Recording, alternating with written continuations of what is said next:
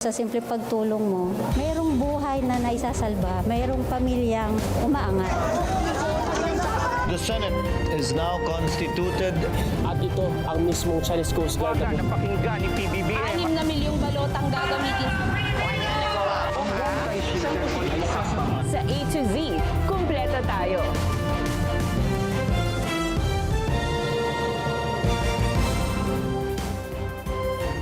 Luzon, Visayas, Mindanao at buong mundo. Ngayon ay Miyerkules, August 26, 2026. Ako si Stanley Gahete at ito ang balitang A to Z. Manila Water magpapatupad ng piso kada cubic meter na dagdag singil simula sa January 2027. Vice President Sara Duterte at dating Security Commander Raymond Dante Lechica tanging may alam kung paano ginastos ang confidential funds ayon sa hostile witness na si Lemuel Ortonio. Senator Jingo Estrada na ospital matapos bumigay ang kaliwang tuhod dahil sa injury. Mga kuting sa Cabuyao, Laguna, sinilaban ng binatilyo. Sospek, tukoy na ng otoridad. Sa showbiz, legendary singer-songwriter Dolly Parton pumanaw na sa edad na 80. We had the young Filipino star. At fashion sense ni Alice Ayala pinuri ni Icon Vogue editor Anna Wintour.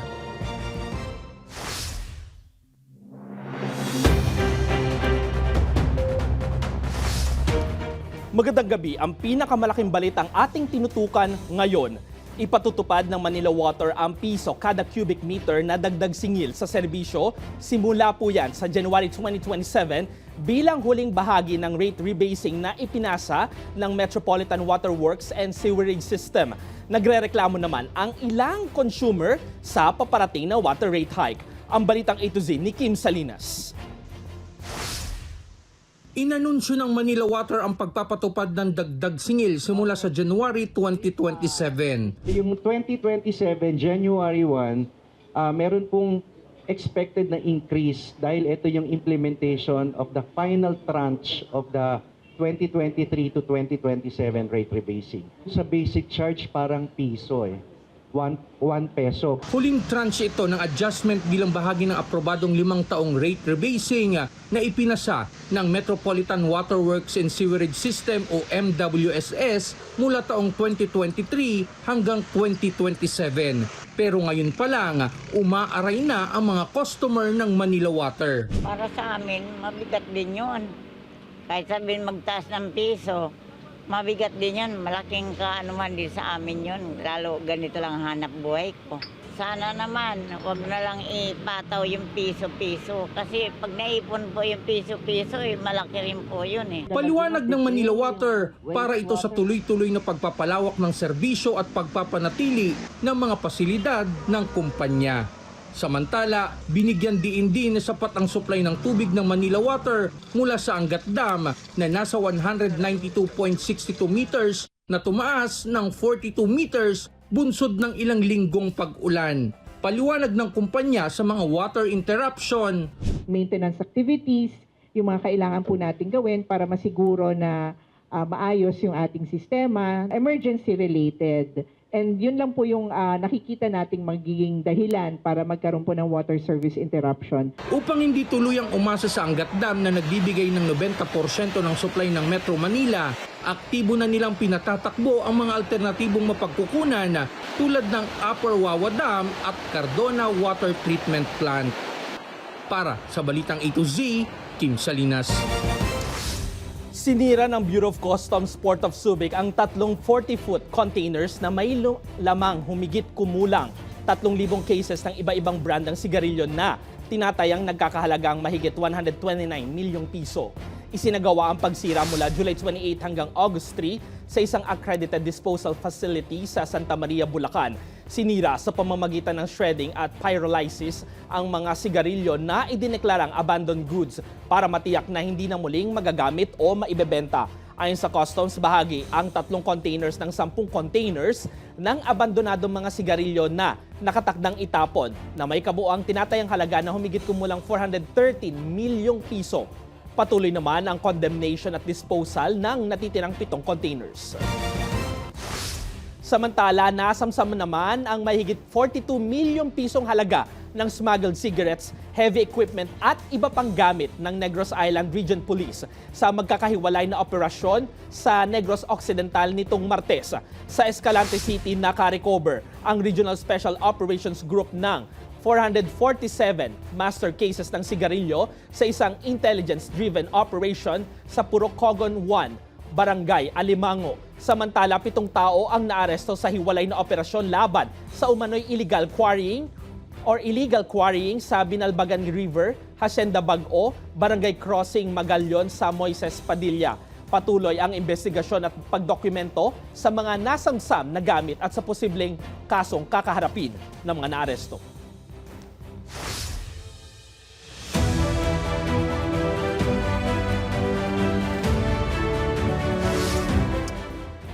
Si Vice President Sara Duterte lamang at ang kanyang dating security commander na si Colonel Raymond Dante Lachica ang umano'y may alam kung paano ginastos ang confidential funds ng tanggapan batay sa salaysay ng hostile witness na si Lemuel Ortonio na staff ng Office of the Vice President.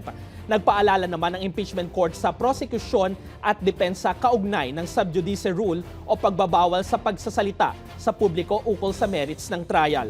Ang balitang ito ni Ace Cruz. Tanging si Vice President Sara Duterte at dating hepe ng kanyang security group na si Colonel Raymond Dante Lachica ang nakakaalam kung paano ginamit ng tanggapan ang confidential funds. Yan ang lumabas sa pagpapatuloy ng pagharap ni Office of the Vice President Assistant Chief of Staff Lemuel Ortonio bilang ikalawang hostile witness sa impeachment trial. Base sa pagkakaalam mo, alam ba ng Vice President kung paano ito ginastos? The way I understand it, sir, as the head of agency, I would understand that she knows the implementation, sir. Yes. So si Colonel Lachica, alam din siyempre.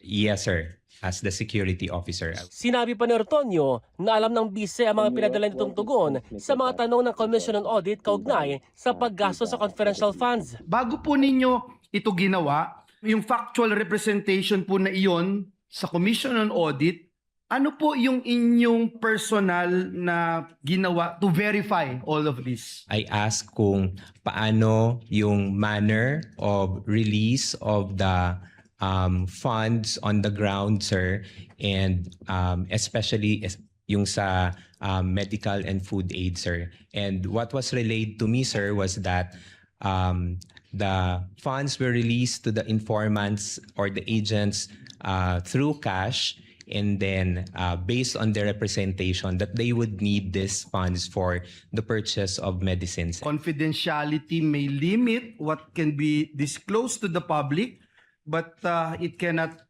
erase yung accountability within the government. Pero hindi kontento ang ilang senator judge sa mga sagot ng hostile witness. Napakatalino mong taon, parang nagmaang-maangang ka. Again, is it blind loyalty? Sa cross-examination ng depensa, tinanong nito ang hostile witness kung bakit hindi nagsumite ang OVP ng Physical and Financial Plan na mag-request ito ng confidential funds sa Department of Budget and Management noong 2022. Based on my understanding, ma'am, attaching the PFP is not required to the letter request, ma'am. Isinumite rin nila ito kalaunan pero iginiit na hindi naman sila sinita ng DBM. You will confirm also that the DBM even recommended the approval of your request to the Office of the President after your submission of those documents, correct? Yes, ma'am, that's correct, ma'am. Nagpaalala rin si Presiding Officer Francis Escudero na maigpit na ipatutupad ang sub judice rule na nagbabawal sa magkabilang panig na pag-usapan ang merits ng trial sa labas ng korte. As they directly threaten the independence of the court, degrade the dignity of the tribunal, and risk turning it into a circus, and weaponize the media to substitute public outrage for actual evidence. Kasabay ito ng pagtalakay sa ruling sa manifestation ng depensa laban sa post ni Private Prosecutor Attorney Amando Ligutan sa kanyang social media account. Sa Martes, September 1, nakatakda ang susunod na impeachment trial. Para sa Balitang A to Z, Ace Cruz.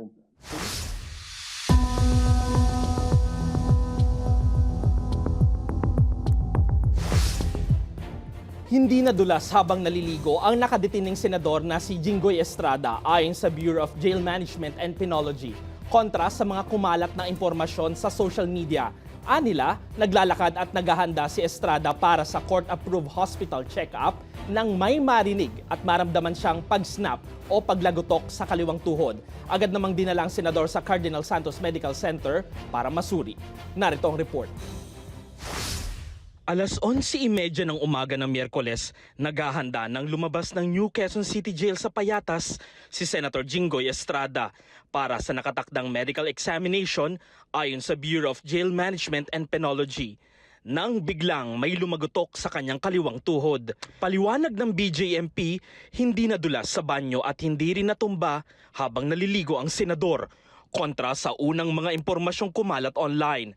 Ayon kay BJMP spokesperson Jail Superintendent J. Rex Bustinera, may medical record na si Estrada ng pre-existing knee injury bago pa siya dalhin sa detention facility. Mula Payatas, inihatid si Estrada ng mga tauhan ng BJMP sa Cardinal Santos Medical Center sa San Juan City. Kita ring inaalalayan ng senador habang bumababa ng ambulansya. 2 araw bago ang insidente, pinayagan na ng Sandigan Bayan 5th Division si Estrada na pansamantalang makalabas ng kulungan para sa knee x-ray sa kondisyong si Estrada ang sasagot sa lahat ng gastos maging sa mga security escorts niya. Sa mosyon ni Estrada, sinabi ng kanyang kampo na bago pa siya ma-detain noong June 1, nakararanas na siya ng joint effusion o pag-iipon ng sobrang fluid sa kasukasuan at intermittent pain sa dalawang tuhod. Matapos ang check-up, napag-alamang may complete meniscus tear o punit sa litid ng tuhod si Estrada. Ayon sa doktor, malala ang tear at ang ganitong uri ng injury at kadalasang nauuwi sa operasyon. Matapos ang check-up, naibalik na si Estrada sa New Quezon City Jail pasado alas 6 na ng gabi. Matatandaan noong 2016 at 2017, may publicly documented medical history ng left knee pain ang senador na nagpapahirap sa kanya sa paglalakad, habang nakakulong din siya dahil sa hiwalay na PDAF o pork barrel case. Nananatili naman sa kulungan si Estrada dahil sa panibagong plunder case kaugnay ng umano'y flood control kickback scheme. Iginiit naman ng senador na hindi siya nakatanggap ng 573 million pesos o anumang kickback. Nagdaos ng prayer rally ang ilang religious groups sa labas ng Sandigan Bayan nitong Miyerkules para hilinging baligtarin ang desisyong nagpahintulot na makapagpiyansa si dating Senador Ramon Bong Revilla Jr. Kaugnay ito ng malversation case ni Revilla sa umano'y Ghost Flood Control Project sa Pandi, Bulacan. Bago ang rally, nagsagawa muna ng Mass for Conscience and Justice sa San Jose, Tagapagtanggol Parish sa Quezon City. Ayon kay Reverend Father Robert Reyes ng Clergy for Good Governance, nakakaalarma ang pag-grant ng bail o piyansa dahil maaari umano ito maging precedent para sa iba pang high-profile personalities na nasasangkot sa flood control controversy. Kinuwestiyon din ni Melba Padilla Magay ng Institute for Studies in Asian Church and Culture kung bakit nakalaya pansamantala si Revilla habang nananatiling nakakulong ang ilan niyang co-accused. Suportado rin ng grupo ang hakbang ng Office of the Ombudsman na questionin ang bail ruling. Pinuri nila si Associate Justice Carl Miranda na siyang nag-iisang bumoto laban sa pagbibigay ng bail. Matatanda ang nauna ng sinabi ng mga justice ng Sandigan Bayan 3rd Division na paninindigan nila ang kanilang resolusyon. Samantala, hiniling din ng Ombudsman prosecutors itong Lunes na mag-voluntary inhibit si Associate Justice Ronald Moreno dahil sa umano'y prejudgment sa prosecution, witnesses at kilos na nagdudulot umano ng perception of partiality. Wala pang pahayag si Moreno sa motion. Ituin nyo pagkakamali nyo, ibalik nyo si Bong Revilla sa dapat niyang kalagyan. How can the justices, si Fritz Anthony de los Santos at si Ronald Moreno, how can they grant temporary liberty to the alleged coordinator and primary beneficiary of the 375 million in kickbacks while continuing to deny bail to the lower-ranking accomplices niya, who merely serve as instrumentalities under pressure of systemic corruption.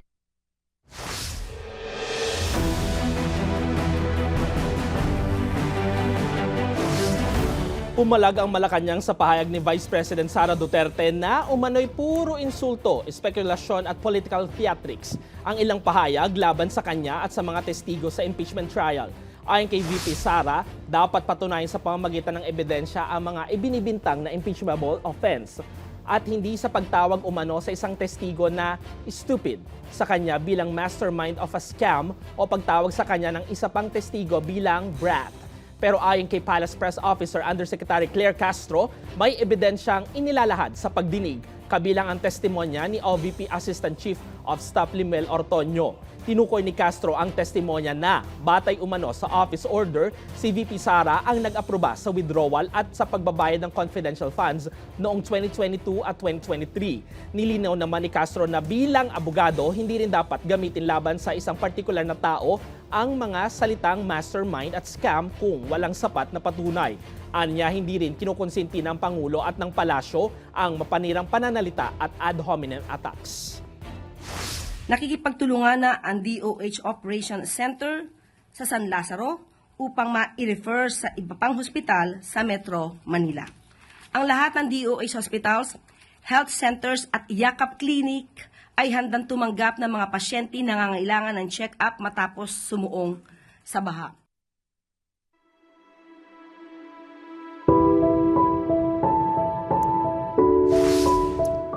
Pumanaw na sa edad na 80 ang American country music icon na si Dolly Parton ayon sa kanyang pamilya. Kinumpirma ng kanyang pamangkin na si Brian Seaver ang pagpanaw sa isang social media video habang sinabi naman ng kamag-anak niyang si Brent Allen na pumanaw si Parton matapos ang maikling laban sa cancer. Kilala bilang Queen of Country Music, sumikat si Parton sa mga awiting Jolene, 9 to 5, Coat of Many Colors at I Will Always Love You, na lalo pang naging popular sa version ni Whitney Houston. Tinatayang nakapagsulat siya ng humigit kumalang 3,000 kanta sa kanyang mahigit 6 na dekadang career.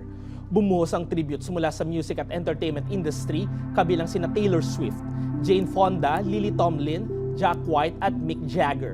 Ipinag-utos naman ni US President Donald Trump ang pagpababa ng mga bandila sa United States bilang pagpupugay sa country music legend. Isang private funeral service ang nakatakdang idaos para kay Parton. Susunod sa mga kuting sa Cabuyao, Laguna, sinilaban ng binatilyo. Suspect tukoy na ng mga otoridad. At sa ibayong balita, umakyat na sa 8 ang nasawi sa flash flood sa Nepal. Abang ang kompletong ulat sa pagbabalik ng Balitang A to Z.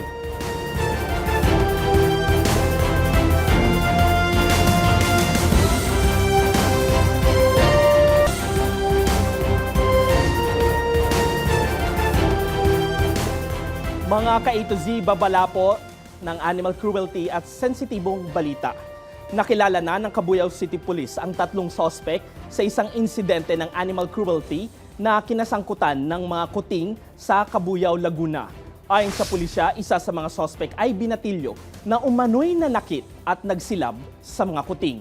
Nakatakdang masampahan ng kaukulang reklamo ang mga natukoy na suspect. Samantala, 3 kuting ang na-rescue at itinurn over na ng Cabuyao PNP sa isang animal welfare organization para sa kanilang pangangalaga.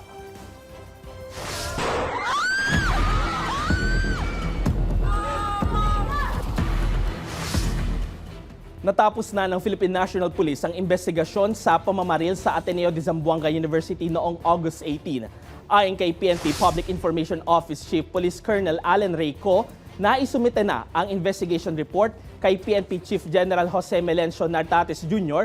para sa final verification at approval bago ito ilabas sa publiko, habang tinitiyak pa ng pulisya ang kompletong report at kung may mga detalyeng kailangan pang kumpirmahin. Inatasan din ni Nartates na bigyan ng kopya ng final report ang mga kinauukulang institusyon kabilang na ang Ateneo de Zamboanga University. Matatanda ang 2 estudyante ang nasawi sa shooting sa junior high school campus, kabilang ang grade 8 student na tinukoy na gumawa ng atake. Isa pang estudyante ang nasugatan at kalaunan ay naiulat na stable na ang kondisyon. Nauna nang sinabi ng mga otoridad na 2 baril ang dinala ng estudyante sa campus, habang inilagay sa preventive suspension at inalis muna sa pwesto ang ama habang isinasagawa ang investigasyon. As I understand po, ma'am, may naisubmit na ito, sinasabit na kay Chief PNP. Upon final verification of the details ay i-release na po ito at maglalabas na po ng report ng ating Police Regional Office. Natapos na po yung investigation na ginawa. Pansamantalang isinara ng San Beda College Alabang ang physical campus nito at inilipat sa online learning ang lahat ng klase nitong Miyerkules. Sa advisory ng Office of the Rector, sinabi ng nagpatupad ng precautionary measure ang paaralan matapos makatanggap ng unverified safety concern o hindi pa beripikadong impormasyon nitong Martes ng gabi. Sakop ng online shift ang basic education, tertiary at graduate school habang magpapatuloy ang mga klase ayon sa regular schedule gamit ang itinalagang virtual learning platforms. Ayon kay Rector Father Gerardo Maria de Villa, OSB, isinagawa ang hakbang habang kinokompleto ng paaralan ang mga kailangang safety protocol kasama ang mga otoridad. Nagsasagawa rin ng routine security sweeps sa campus ang security personnel at local authorities. Pinayuhan ng paaralan ng school community na manatiling kalmado at umasa lamang sa mga impormasyong ilalabas sa official San Beda College Alabang channels. Maglalabas naman ng panibagong advisory hinggil sa campus operations ngayong Webes.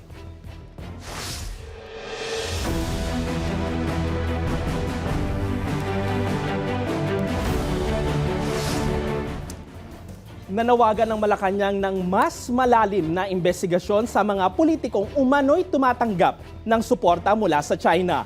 Ito ay matapos sabihin ni Defense Secretary Gilbert Teodoro Jr. sa isang budget hearing nitong Martes na may hinala silang ilang mambabatas ang sinusuportahan umano ng Beijing para palakasin ang malawak nitong pag-claim sa West Philippine Sea.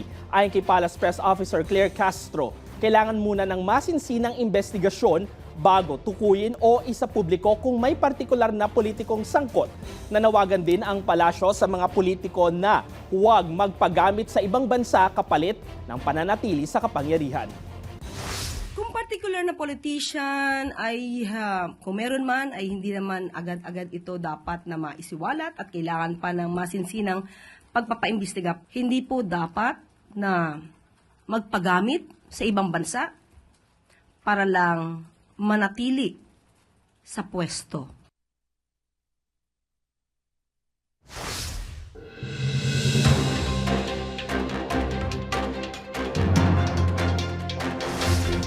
Inilunsad ng Social Security System ang Transpo Caravan, isang Metro Manila-wide initiative para ilapit ang mga serbisyo nito sa mga manggagawa sa transport sector. Tinatayang mahigit 40,000 transport workers, kabilang ang humigit kumulang 6,000 drivers ang maaaring makinabang sa programa. Sa pamamagitan ng caravan, dinadala mismo ng SSS sa mga transport terminal ang membership registration, contribution assistance, benefit inquiries, online services at iba pang programa. Sa iba pang balita, kayang tukuyin ng Project NOAA ang mga lugar ng hanggang isang araw bago ang inaasahang pagbaha. Ang mga lugar na posibleng bahain ayon kay Executive Director Mahar Lagmay. Ayon kay Lagmay, gumagamit sila ng impact-based forecasting na maaaring maging batayan ng mga local government units sa mga desisyon kabilang kung kailangan magsuspinde ng klase. Bagamat hindi 100% perfect ang forecast, pero mas magiging science-based at evidence-based aniya ang mga desisyon dahil nakabata ito sa mga sukat at itinakdang thresholds.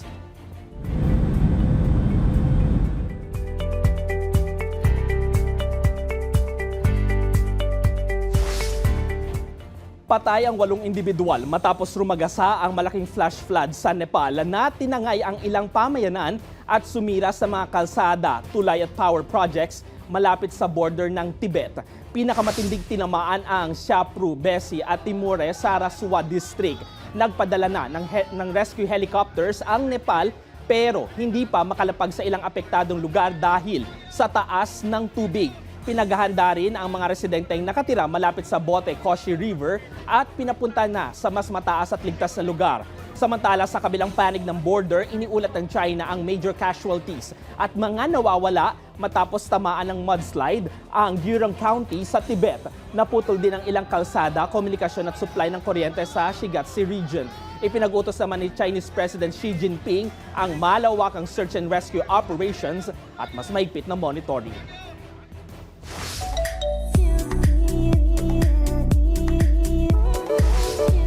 Nagpaisip o napaisip sa netizens kung nanganak na nga ba ang actress host na si Alex Gonzaga matapos magbahagi ang TV personality ng mga larawan mula sa kanyang maternity shoot. Sa Facebook, ipinost ni Alex ang ilang photos, nakita ang kanyang baby bump, kabilang ang larawan kasama ang asawang Silipa City Vice Mayor Mikey Morada. Post pa ni Alex, namimiss niyang dalhin sa kanyang sinapupunan ang sanggol habang nagpasalamat din siya sa Diyos.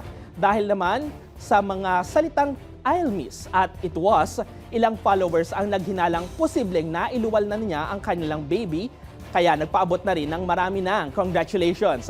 Pero wala pang direktang kumpirmasyon mula kina Alex at Mikey kung nanganak na ang TV personality. Matatandaan noong Mayo inanunsyo na mag-asawa ang kanilang pagbubuntis matapos dumaan si Alex sa 3 miscarriage. Sa aming pagbabalik, fashion sense ni Alex Ayala pinuri ni iconic Vogue editor Anna Wintour. Susunod na yan dito lamang sa Balita A to Z.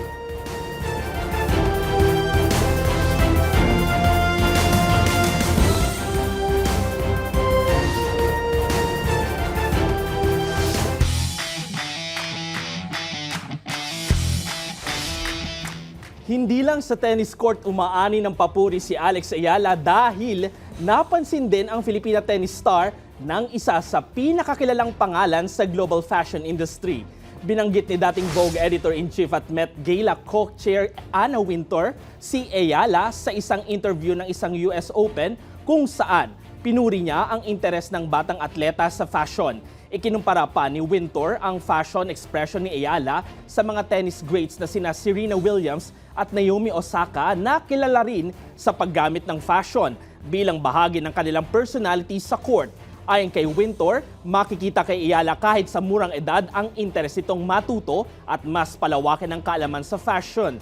Nakita rin si Ayala sa isang Instagram reel ng Vogue mula sa event sa Arthur Ashe Stadium na inorganisa ni Wintour para sa pagbabalik ni Roger Federer sa US Open. Tinawag sa post ang mga bisita kabilang si Ayala bilang Friends of Vogue.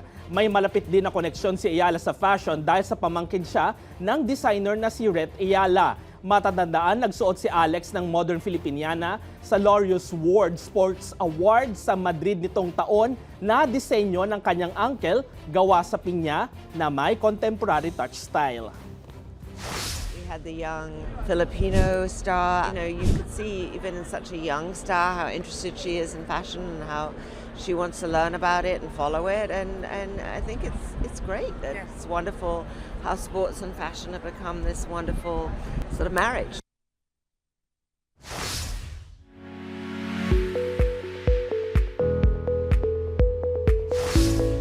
Sumailalim sa first aid at basic life support training ang mga tourist police personnel sa Boracay bilang bahagi ng pagpapalakas ng emergency response sa isla. Isinagawa ng Police Regional Office 6 ang training nitong Martes sa La Carmela de Boracay Hotel sa Malay Aklan. Ayon kay Western Visayas Police Brigadier General Randolph Tuanyo, layunin nitong ihanda ang mga tourist police sa agarang pagtugon sa mga medical emergency. Bahagi rin ito ng mas malawak na hakbang para mapalakas ang emergency preparedness at kaligtasan ng mga turista sa isa sa pinakabisitahing destinasyon sa bansa. Kung kayo ay may kwentong kakaiba, mga kwento ng pag-ibig o storya ng inspirasyon at pag-asa, maaari nyo itong ibahagi. Sumali sa ating Facebook group na Balitang A to Z. Panoorin ang replay ng ating programa at sundan ang ating social media pages. Hanapin lamang ang Balitang A to Z. Ang ating pabaong quote of the night ngayong Miyerkules ay mula kay American singer-writer at actress Dolly Parton. Iniwan niya ang paalalang, alamin mo kung saan ka talaga at sadyain mong mamuhay ayon sa pinakalayunin mo. At yan ang mga balitang impormasyon, mga kwentong may dalang inspirasyon na tinutukan ng Balitang A to Z. Sa ngalan po ni Barbie Mulak, ako si Stanley Gahete. Maging maalam, makialam. Magandang gabi, Pilipinas!